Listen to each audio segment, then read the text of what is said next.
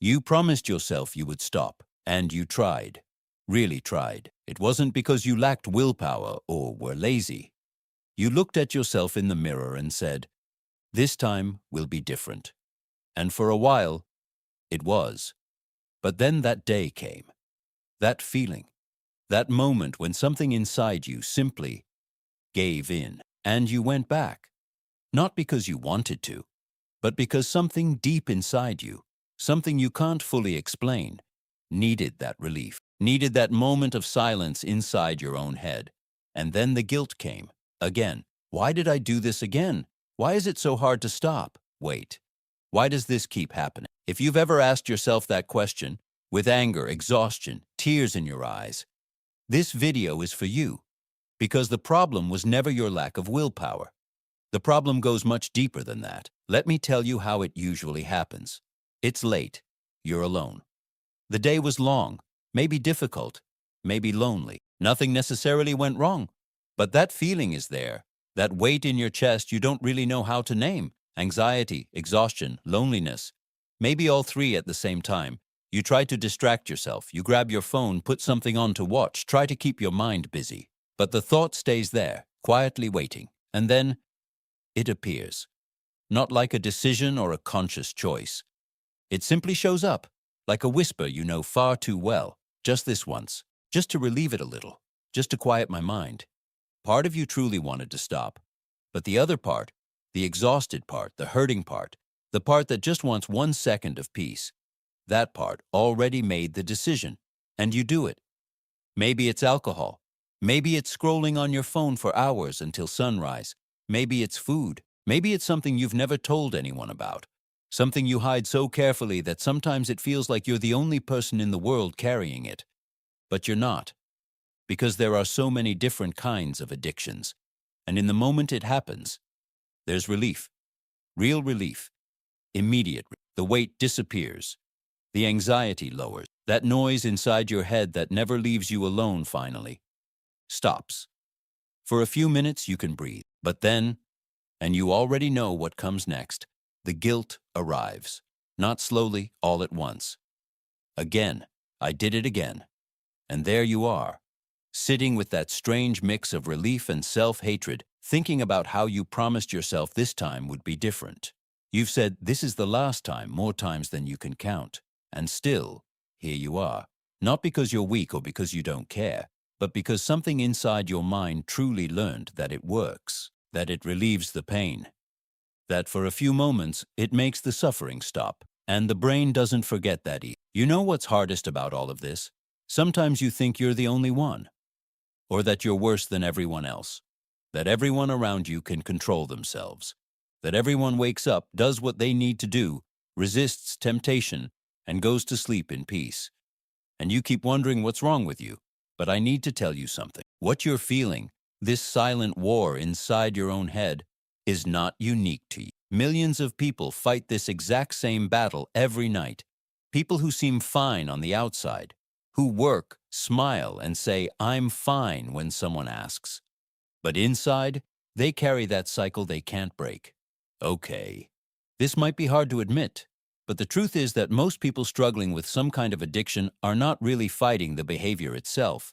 They're fighting what exists underneath it, the pain it covers, the emptiness it fills, the anxiety it silences, at least for a moment. People think it's just about discipline, but it goes deeper than that, much deeper. And understanding that, truly understanding it, changes everything. Now let me ask you something, and I want you to really think before answering. What if the problem was never you? Not your willpower, not your character, not your ability to change. What if the thing trapping you isn't a personal failure, but your brain doing exactly what it was programmed to do? It sounds simple, but it really isn't, because we grow up hearing that addiction is a lack of discipline, that you just need to want it badly enough, that if you went back, it's because deep down you never truly wanted to stop. And that idea, that cruel and deeply wrong idea, is exactly why the guilt hurts so much. But science, and more than that, the real experience of millions of people, shows something else. The human brain doesn't create dependency because you're weak. It creates dependency because it's intelligent, because it learned, because it found something that worked to relieve real pain, and decided to store that thing as a solution. The problem isn't you. The problem is what your brain learned to do with your pain. So let's understand what's really happening.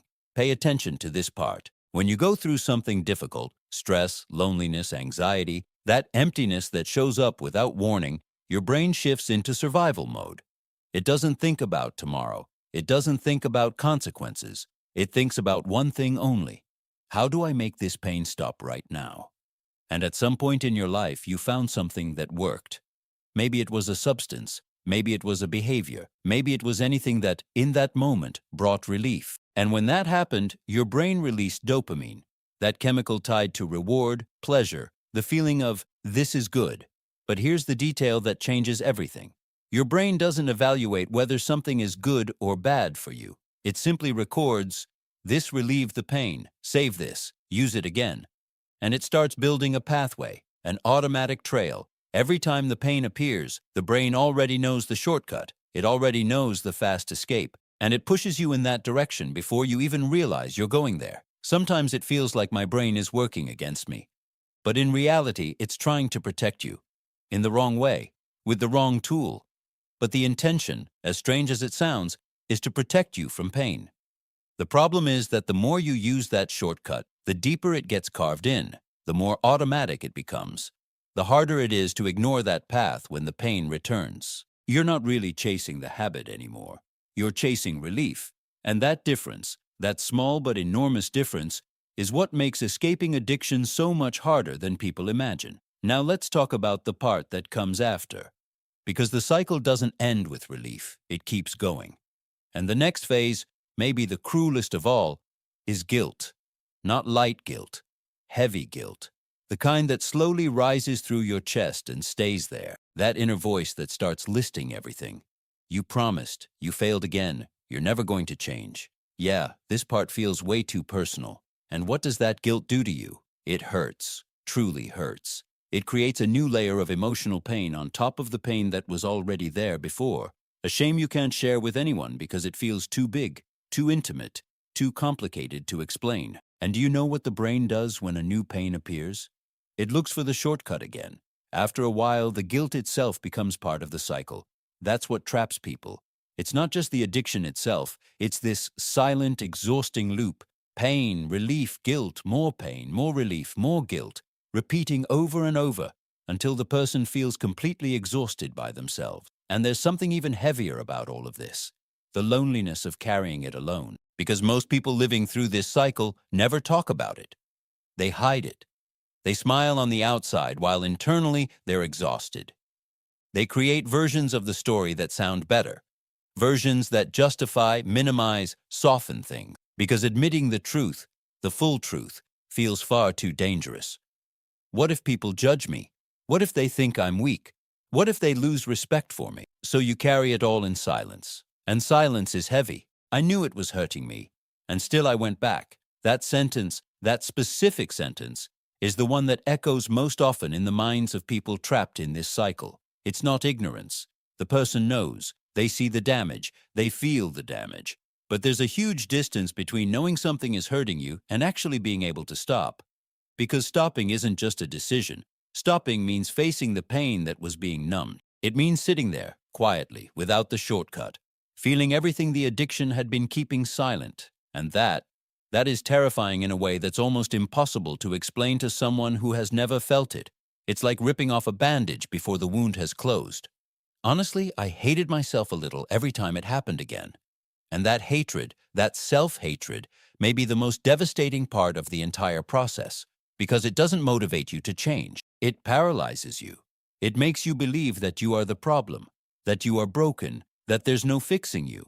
And while you believe that, the cycle keeps spinning. But what if I told you that the moment you relapsed wasn't your worst moment? What if the relapse, the one you used as proof that there's no hope for you, was actually evidence of something completely different?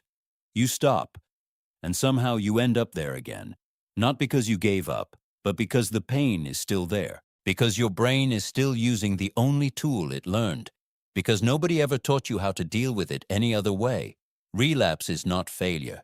Relapse is the clearest sign that there's still something inside you that needs care.